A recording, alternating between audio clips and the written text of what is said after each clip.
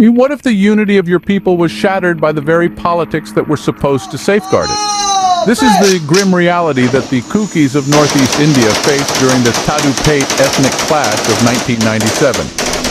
The Kukis, a vibrant and diverse group of tribes, once enjoyed a unity that stood as a bulwark against external threats.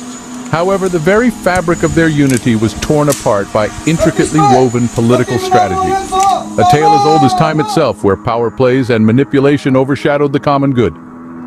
This disunity didn't happen overnight. It was a gradual process, a slow poison seeping into the heart of the Kuki community. The seeds of this discord were sown in the 1980s with the rise of the National Socialist Council of Nagaland, NSCNIM. This organization, with its ambitious aim of creating a larger territory, would play a pivotal role in reshaping the political landscape of Nagalim. The NSCNIM, wielding the tool of gospel, subtly swayed the old Kukis into their fold. They learned the Tangkul dialect and were gradually drawn into the NSCNIM's sphere of influence. The old Kuki people, like those in Chandel, were diverted from their roots, and a history of hatred toward their own kin was instilled, a hatred that would echo through generations. But why the Kukis? The British had weakened the Kukis during colonial rule, subjugating them into different clans and folds. This fragmentation made the Kukis an easy target for further division. The NSCNIM, with its strategic political maneuvering, exploited this internal discord to their advantage. As the 1990s dawned, the NSCNIM, unprovoked, began a ruthless campaign of violence against the Kukis. Over 300 Kuki villages were given quit notices, sparking what would later be known as the Kuki ethnic cleansing, led by Tuingaling Muiva of NSCNIM. The politics of the NSCNIM seeped into the heart of Songpi Lamka town, the Kuki territory in Churachandpur district. They studied the Kukis' internal problems, backed certain tribes, and used them to fuel the conflict against their own people. The seeds of discord were sown, and the stage was set for a conflict that would shake the unity of the Kuki people to their core. The NSCNIM didn't just play a part, they were the puppeteers in this saga.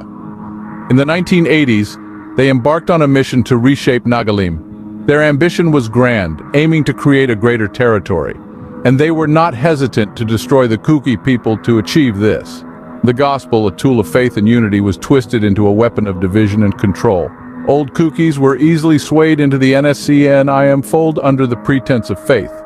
They even learned the Tangkul dialect, immersing themselves into a culture not their own. The NSCNIM had a knack for dirty politics. They managed to divert the old Kuki people into their fold and instilled a history of hatred towards their own kind. The love for NSCNIM was propagated, looming large in the 1980s. The Kukis, once weakened by the British, were further subjugated into different clans and folds, hatred instilled amongst themselves. Then, in the 1990s, the NSCNIM escalated their tactics. Without any provocation, they began killing the Kukis. They issued quit notices to over 300 Kuki villages. A horrific act, later known as the Kuki ethnic cleansing, was led by Th Muiva of the NSCNIM. Their influence didn't stop there. It spread even to Kuki territory in the heart of Songpi Lamka town, in the Churachandpur district. The NSCNIM studied the Kuki internal problems strategically, backing some tribes and using them as tools to fight against their own. This, in essence, was the seed of the tragic Thadou-Paites Kuki conflict in 1997. But the Kuki people are resilient.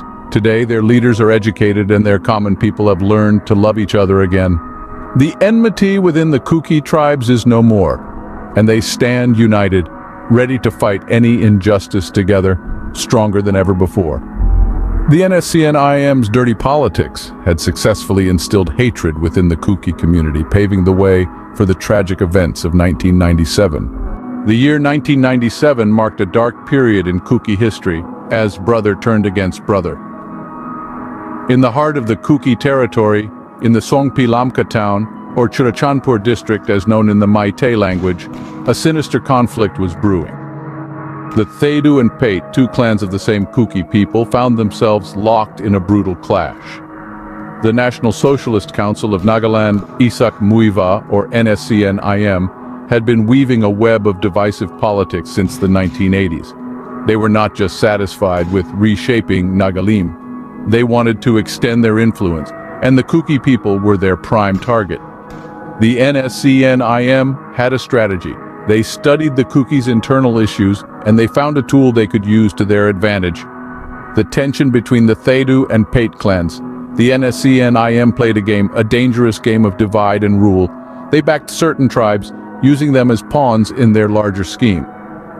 The Thadou-Paites were pitted against each other, their unity shattered by the manipulative tactics of the NSCN-IM. The result was a horrifying conflict that rocked the Kuki community to its core. The Thadou-Paites conflict wasn't just a clash of clans, it was a tragic saga of brotherhood torn apart by external forces.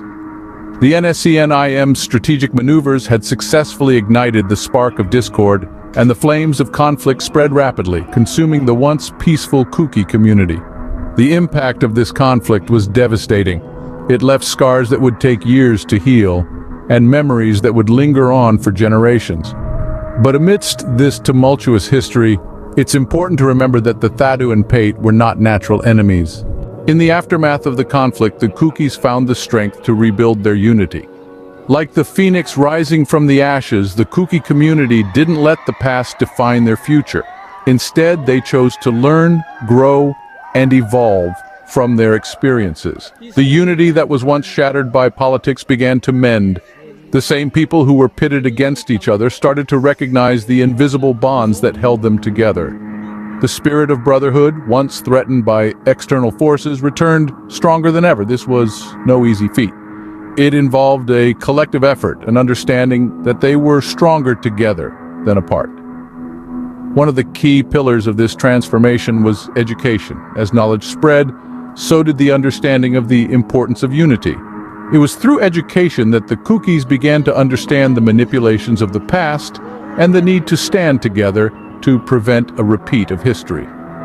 The leaders of the community, now well educated, played a crucial role in this transformation, guiding their people towards a future of unity and strength. As the Kukis began to understand their shared history, their shared struggles, and their shared dreams, their love for each other deepened. This love became the glue that held them together, a shared bond that was stronger than any force trying to tear them apart. They found unity in their common heritage, their common language, and their common aspirations. Today, the Kuki community stands united. They stand together against any form of injustice, ready to protect their people and their land. The unity that was once broken is now their greatest strength, a shield that protects them from the manipulations of the past. The Kuki community has come a long way since the Thadou-Paites clash of 1997. They have turned a tragic chapter of their history into a lesson for the future. They have transformed their pain into strength, their divisions into unity, and their past into a stepping stone towards a brighter future. The Kukis are now stronger than ever, united in their stand against injustice, a testament to their resilience and enduring spirit. Their story is a beacon of hope, a testament to the power of unity and the indomitable spirit of the human race. The story of the Thadou-Paites ethnic clash is a stark reminder of the destructive power of divisive politics. This narrative, woven through the fabric of history, has shown us how the unity of the Kukis was shattered by manipulative political forces. In the 1980s, the NSCN-IM, in their quest to establish a greater territory, employed a strategy of division, using the gospel as a tool to draw the old Kukis into their fold. By instilling a deep-seated hatred towards their own kind, the NSCN-IM successfully turned the Kukis against each other, sowing seeds of discord that would bear bitter fruit in the years to come. The 1990s saw this divisive politics escalate into a brutal conflict. The NSCN-IM, without provocation, began to attack the Kukis, resulting in the infamous Kuki ethnic cleansing led by Th Muiva. Over 300 Kuki villages were given quit notices, marking a dark period in Kuki history. This conflict spread even to the heart of Songpi Lamka town, further exacerbating the internal struggles of the Kuki community. In 1997, the Thadou-Kuki First Paite Kuki conflict erupted. a tragic consequence of the NSCNIM's strategy of division. By backing certain tribes and using them as tools to fight the Kukis, the NSCNIM continued to fuel the fires of discord. But from the ashes of this painful past, a new era of unity has emerged. Today the Kukis stand strong and united, their bonds of brotherhood stronger than ever. The enmity between the tribes is a thing of the past, replaced by a shared resolve to fight against any injustice that comes their way.